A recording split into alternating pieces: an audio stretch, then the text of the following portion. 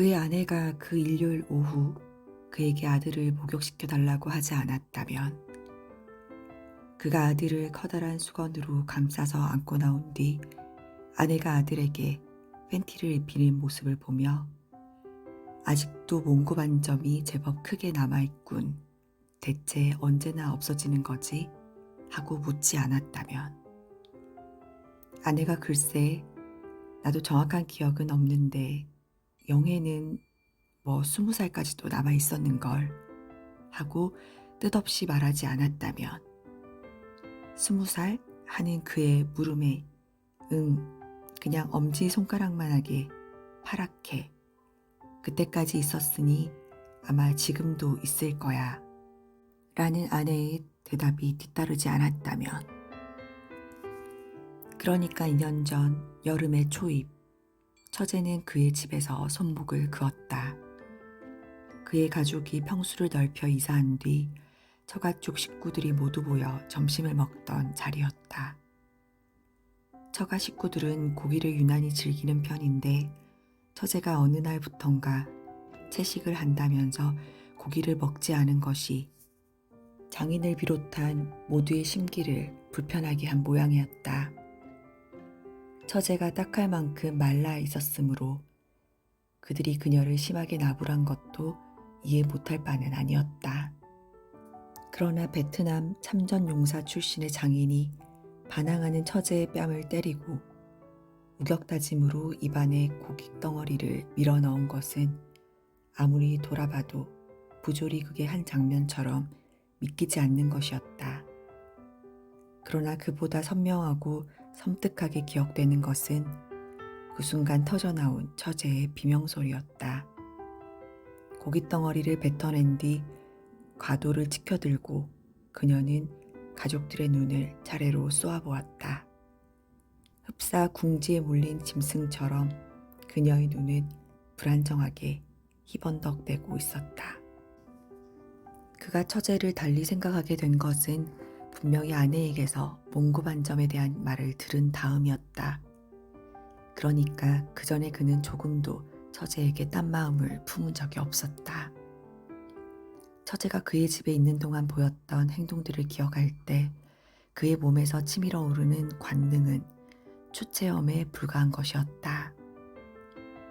베란다에서 손을 활짝 벌려 그림자를 만드는 그녀의 넋 잃은 모습, 그의 아들을 씻길 때 헐렁한 트레이닝복 바지 아래로 드러나던 흰 발목, 방심한 자세로 비스듬히 앉아 텔레비전을 보던 모습, 반쯤 벌린 다리, 흐트러진 머리칼을 기억할 때마다 그의 몸은 뜨거워졌다. 그 모든 기억 위로 푸른빛 몽고 반점이 찍혀 있었다. 태화된, 모든 사람에게서 사라진, 오로지 어린이들의 엉덩이와 등만을 덮고 있던 반점.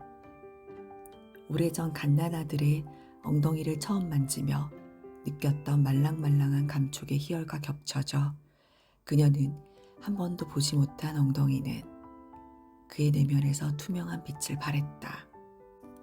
이제는 그녀가 고기를 먹지 않는다는 것, 곡식과 나물과 날 야채만 먹는다는 것마저 그 푸른 꽃잎 같은 반점의 이미지와 떼어놓을 수 없을 만큼 어울리게 느껴졌으며, 그녀의 동맥에서 넘쳐나온 피가 그의 흰 셔츠를 흠뻑 적시고 꾸덕꾸덕 짙은 팥죽색으로 굳게 했다는 것은 그의 운명에 대한 해독할 수 없는 충격적인 암시처럼 느껴지기도 했다. 그녀의 방은 D여대 근처에 붐비지 않는 자취방 골목에 있었다.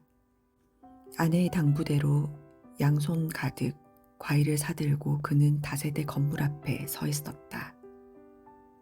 제주산 청견과 사과와 배, 철 아닌 딸기까지 손 매듭과 팔이 아파왔지만 그녀의 방에 들어가서 그녀를 맞닥뜨린다는 것이 일종의 공포를 불러일으킨다는 것을 깨달으며 그는 주저하고 있었다.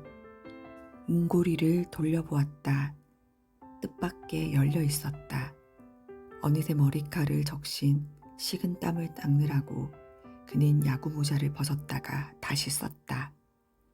옷 매무새를 바로 하고 숨을 크게 들이마시고 그는 마침내 문을 열었다. 안녕하세요. 한 페이지 도서관입니다. 오늘은 2005년 제29회 이상문학상 작품집에 수록된 대상 수상작인 한강의 몽고반점의 한 부분을 소개해 드렸습니다. 이상문학상 심사는 7명의 심사위원이 참석한 가운데 진행되었는데요.